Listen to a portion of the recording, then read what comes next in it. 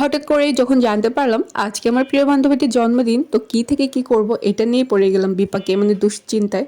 Hello, আসসালামু আলাইকুম viewers, welcome করছি আমাদের নতুন একটি ভিডিওতে। আশা করি ভিডিওটি সবার অনেক অনেক বেশি ভালো লাগবে আর দেখতে থাকেন পুরো ভিডিওটি। তো হঠাৎ করেই আমি যখন কোচিং সেন্টারে গিয়ে জানতে পারলাম আজকে আমার প্রিয় বান্ধবীটির জন্মদিন।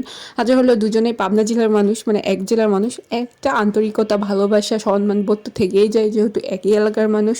তো তারপরে হঠাৎ করে তার সঙ্গে পরিচয়, আগে থেকে কোনো পরিচয় ছিল না। এই যে কমলা কালার হিজাব পরা দেখছেন, এটাই ছিল আমার বান্ধবী। আসলে তার ফেসটা নেওয়া সম্ভব হয়নি। তো আজকে নাকি তার জন্মদিন, হঠাৎ করে জানতে পেরে আমি মানে একটু থমকে গেলাম, কারণ তার জন্য কোনো সারপ্রাইজ গিফট রাখতে পারি নাই। কী করব এটাই ভাবতে ভাবতে তো তাকে নিয়ে চলে গেলাম একটা এই ছোটোখাটো রেস্টুরেন্টে। এটা ছিল মিরপুর 10 নম্বরে। তো তাকে বললাম তুমি কি খাবা, তো সে বলতেছে ফুচকা খাবে। তো আমি একটু স্পেশাল, যেহেতু তার জন্মদিন, একটু স্পেশাল ভাবাতে, মানে স্পেশাল একটা ফিল আনতে এখানে দই ফুচকা অর্ডার করে নিয়েছি। আর দই